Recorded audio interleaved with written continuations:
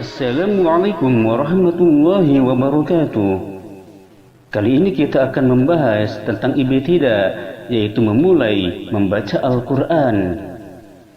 Perlu diketahui bahwasanya ibtidah itu harus lebih hati-hati daripada waqaf, karena waqaf itu masih bisa berhenti dimanapun juga apabila dalam keadaan darurat. Lain halnya dengan ibtidah yang tidak boleh seenaknya saja memulai bacaan, tetapi harus ikhtiar memilih dari perkataan yang mafhum dapat dipahami.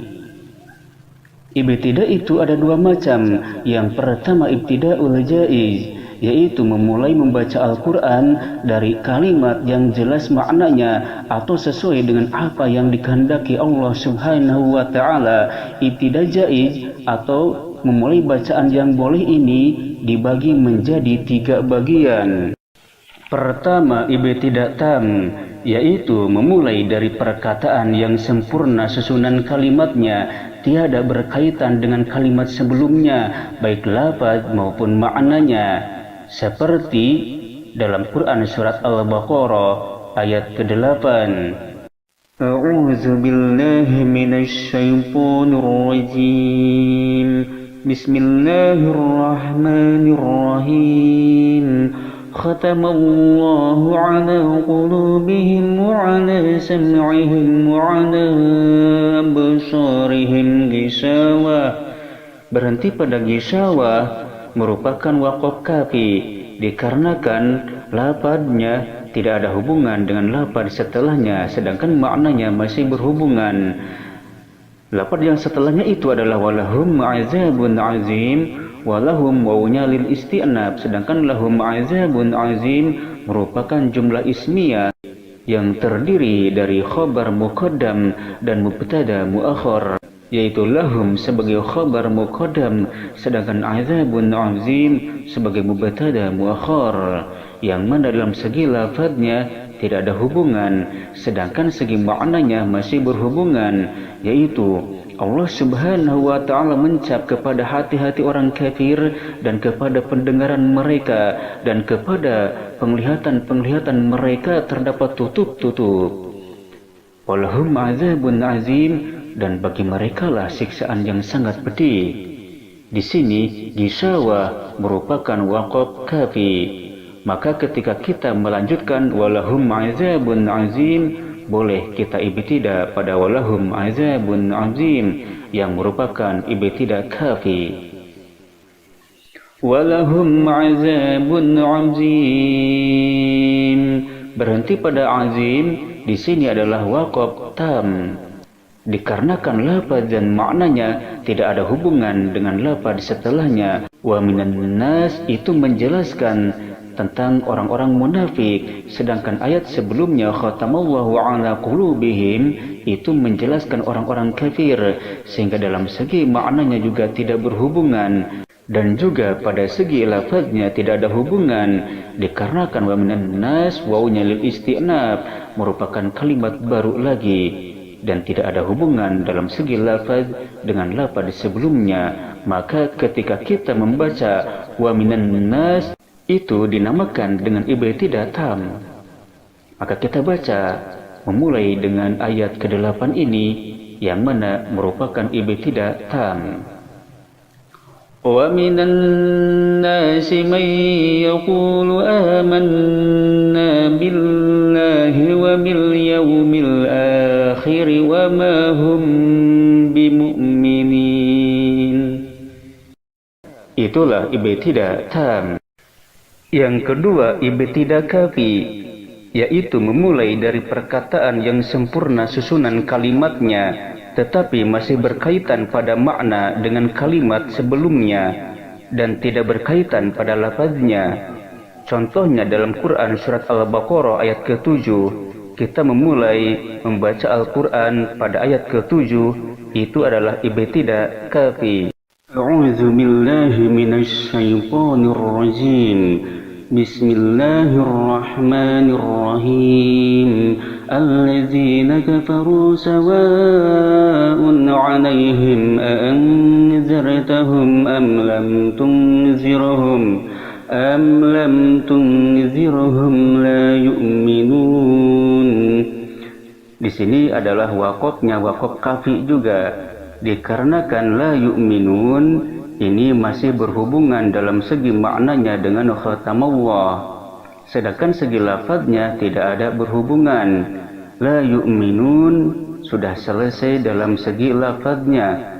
Khatamallah bukan sebagai fa'il, bukan sebagai maf'ul dari la yu'minun, sehingga tidak ada hubungan dalam segi lafadznya. Maka khatamallahu ala qulubihim di sini tidak ada hubungan dalam segi lafaz, akan tetapi ini masih menceritakan tentang orang-orang kafir.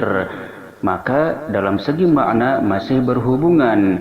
Alladzina kafaru, orang-orang yang kafir itu sama saja atas mereka. Apakah kamu memberikan peringatan kepada mereka atau tidak kamu memberikan peringatan kepada mereka? Mereka itu tidak akan beriman. Khatamallah, Allah subhanahu wa ta'ala mencap ala qulubihim, kepada hati-hati mereka.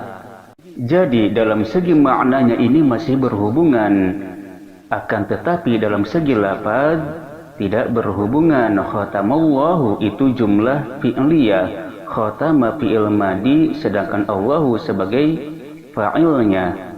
Maka dalam segi lafaz tidak berhubungan, namun dalam segi maknanya masih berhubungan, yaitu menceritakan tentang orang-orang kafir. Maka ketika kita membaca ibtidah atau memulai bacaan pada khatamallahu ala qulubihim, yang mana segi lafaznya tidak berhubungan akan tetapi masih berhubungan dalam segi makna, maka ibtidah memulai membaca pada lafaz khatamallahu itu dinamakan ibtidah kafi.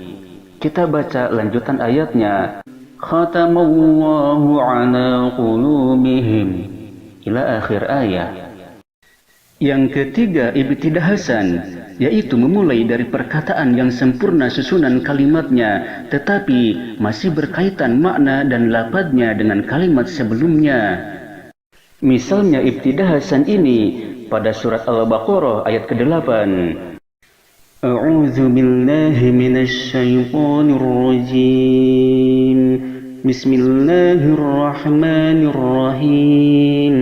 Wa minan nasi man yaqulu amanna billahi wa bil yawmil akhir.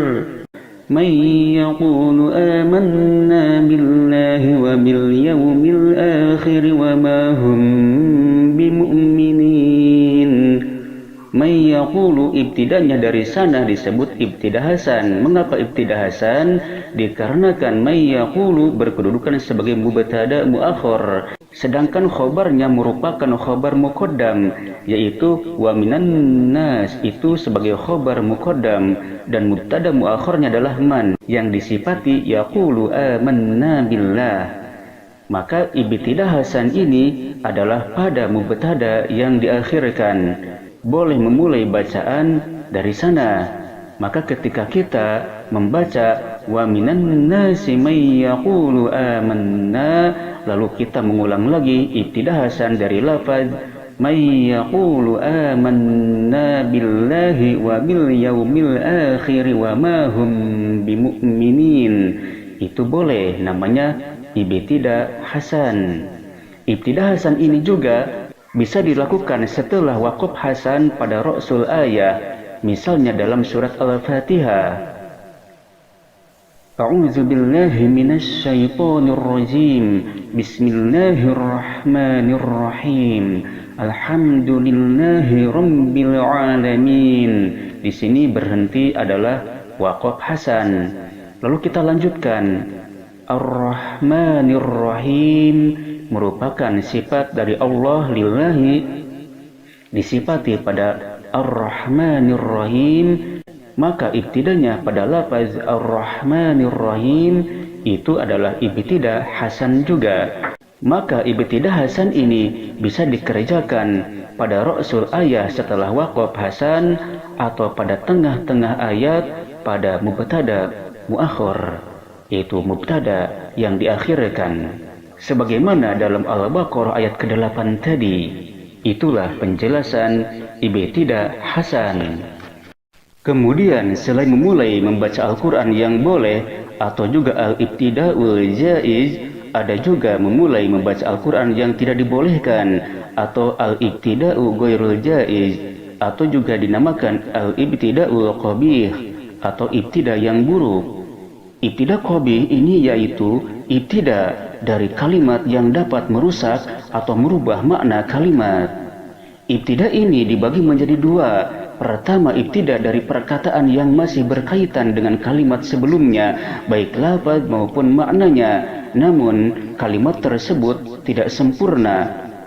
Contohnya dalam Quran surat Al-Lahab ayat 1, kita memulai membaca tabbat yada abi lahab wa tab, lalu kita ibtidah pada lafaz abi lahab wa tab. Itu tidak dibolehkan dikarenakan yada abi lahab wa tab merupakan mudhof ilaih. Abi merupakan mudhof ilaih daripada yada. Maka jikalau kita memotongnya dengan ibtidah dari abi lahab wa tab, itu tidak dibolehkan karena menghilangkan mudhofnya yaitu yada. Yang kedua, ibtidah dari perkataan yang mendatangkan makna yang tidak dikehendaki oleh Allah Subhanahu wa taala atau menyalahi akidah. Sebagaimana firman Allah Subhanahu wa taala dalam Quran surat Al-Baqarah ayat 116. A'udzu billahi minasy syaithanir rajim. Bismillahirrahmanirrahim. Wa qalu ittakhadzar rahmanu walada. Lalu kita ibtidah dari lafaz ittakhadzar rahmanu walada. Itu tidak dibolehkan dikarenakan artinya ittakhadzar rahmanu walada, Allah Subhanahu wa taala menjadikan seorang anak. Maka ibtidahnya harus dari lafaz wa qalu ittakhadzar rahmanu walada. Atau pada ayat surat Ali Imran ayat 181, laqad sami'a Allahu qaulal ladzina qalu innallaha faqirun wa nahnu aghniya. Lalu kita memulai dari lafaz innallaha faqirun wa nahnu aghniya, sesungguhnya Allah itu fakir dan kami itu adalah kaya. Itu tidak dibolehkan ibtidah dari lafaz innallaha. Maka ibtidah yang boleh dari lafaz laqad sami'a Allahu qaulal ladzina qalu innallaha faqirun wa nahnu aghniya. Sungguh Allah Maha mendengar terhadap ucapan orang-orang yang berkata sesungguhnya Allah itu fakir dan kami kaya. Maka janganlah ibtidah dari lafaz innallaha faqirun wa nahnu aghniya dikarenakan dapat memberikan paham yang salah. Itulah dua contoh ibtidah yang tidak dibolehkan dari perkataan yang mendatangkan makna yang tidak dikehendaki oleh Allah Subhanahu wa taala atau menyalahi akidah. Banyak lagi ayat-ayat yang lainnya yang harus kita hati-hati dalam ibtidah atau memulai dalam membaca Al-Quran. Perlu diperhatikan untuk memahami ibtidah tam, ibtidah kafi, dan ibtidah hasan, bahkan ibtidah qabih, harus memahami ilmu nahwunya, harus memahami tartib perlafadznya, susunan perlafadznya, yaitu susunan fi'il, fa'il, maf'ul bih, sifat, dan begitu pula mubtada dan khabar. Harus memahami jangan sampai dipotong ibtidahnya dari susunan fi'il, fa'il, dan maf'ulnya atau mubtada dan khabarnya. Kecuali ibtidahnya merupakan ibtidah muakhar, maka itu adalah ibtidah hasan.